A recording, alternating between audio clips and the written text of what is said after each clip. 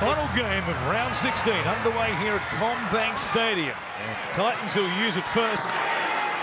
One more for Parramatta. Comes back to Hawkins, who kicks. It might have been too big. An awkward bounce, a tap back, a clean swing, and a miss by Tuolangi. Just outside the Eels 10.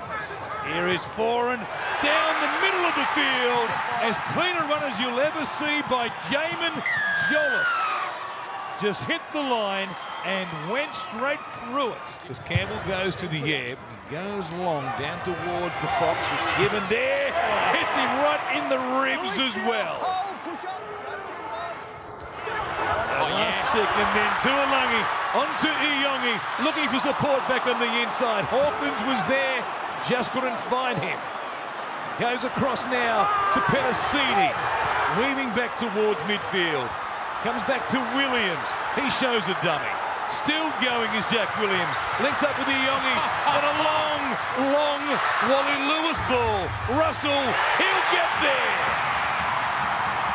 Absolute brilliance from Isaiah Iongi. How good's that?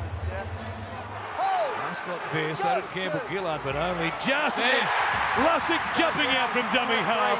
He burrows his way in, and Parramatta are in front. He took the tackle, and it's Iongi this time who'll put it in. He's got a fan boot on him as well. A lot of spin on that one, an awful one to handle. Brimson puts it down. They'll run away and score through Charlie Geimer. As Brimson tried to stick a fork in it, just couldn't manage to do so, and Des is beside himself. Yeah, Tuolangi about to come back into the action too for the Parramatta side. Randall beats Katonga, still going Chris Randall, he'll score! Once again, they keep going to the right-hand side. Hawkins, Iongi, intercept to Khan Pereira. Start the stopwatch, Mick, coming across the field. Russell on the long run, won't get to Alofiana. Khan Pereira, who's as quick as anybody in the NRL. Now Walker. And Kapali comes to Katonga. Back to Walker. Knocked up from behind by Fodawaker. Quick play the ball. Iongi rubbers for himself. Off the upright pad. Cleaned up by Hawkins. Dean Hawkins swoops. He scores for the Eels. Last tackle here. From the sideline, Foran had to put a kick in. He had Tuolangi coming out to put pressure on him. You feel for Foran. He's been everywhere, and the ball just slips. As Randall digs in for the ball, finds it. Foran comes out the back to Brimson. Cut-out ball, great pass for Feeder. Khan Pereira, he plants it down. He has a second here tonight, and he closes the gap now. Inside one score. Last tackle here is Hawkins. Kick towards the corner, coming through Lomax with eyes on the ball again. What a catch!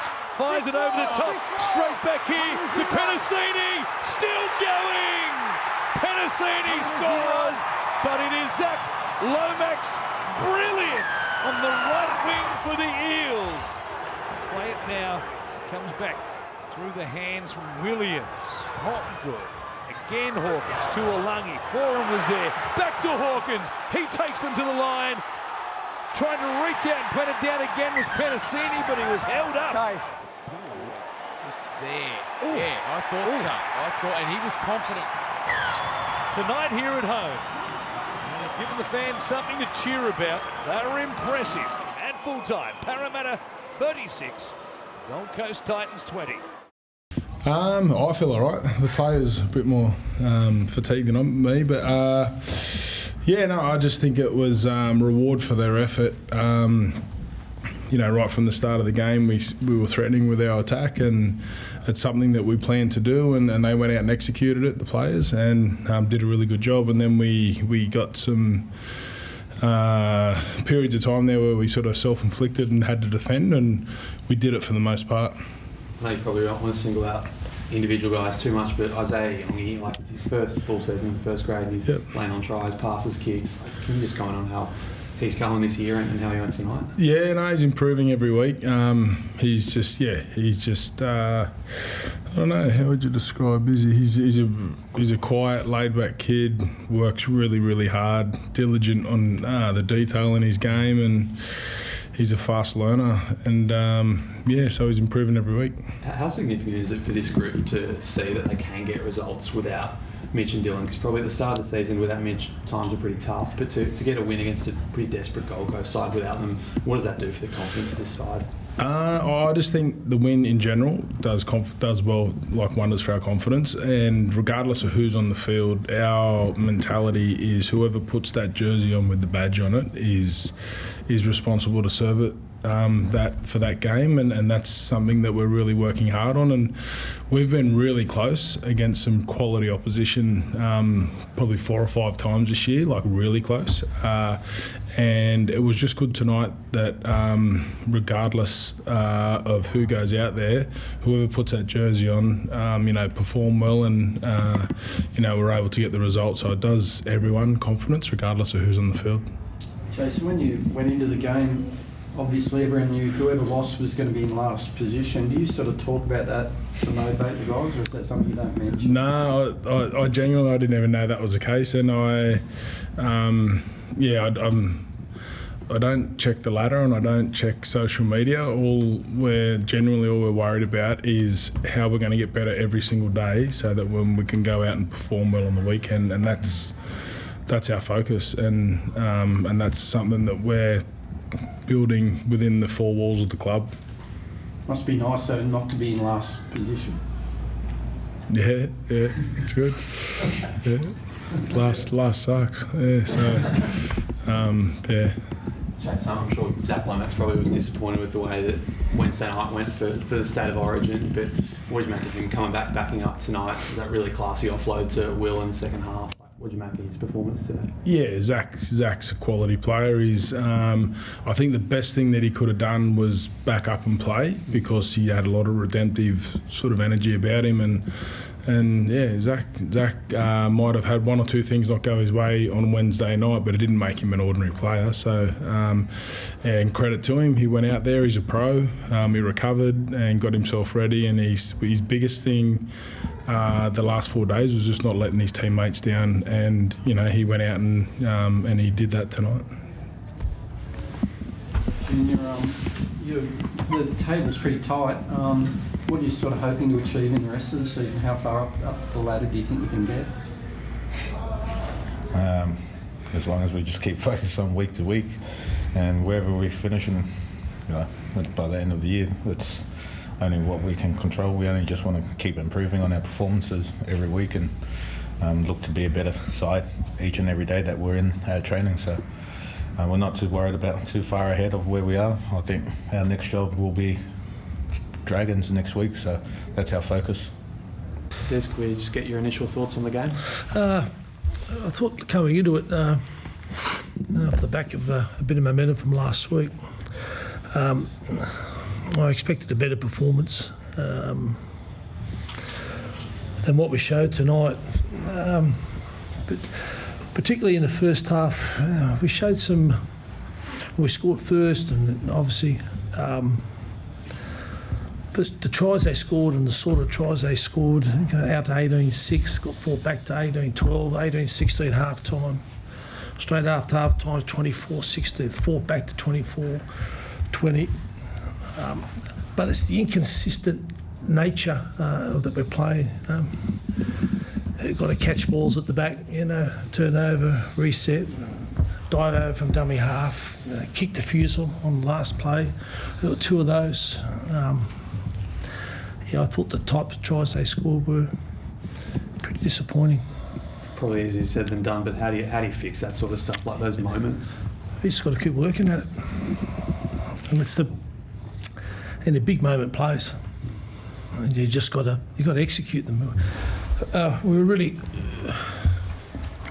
conscious, particularly last week, of limiting that negative play, and then on the back of some of that negative play, it's just the pressure that builds.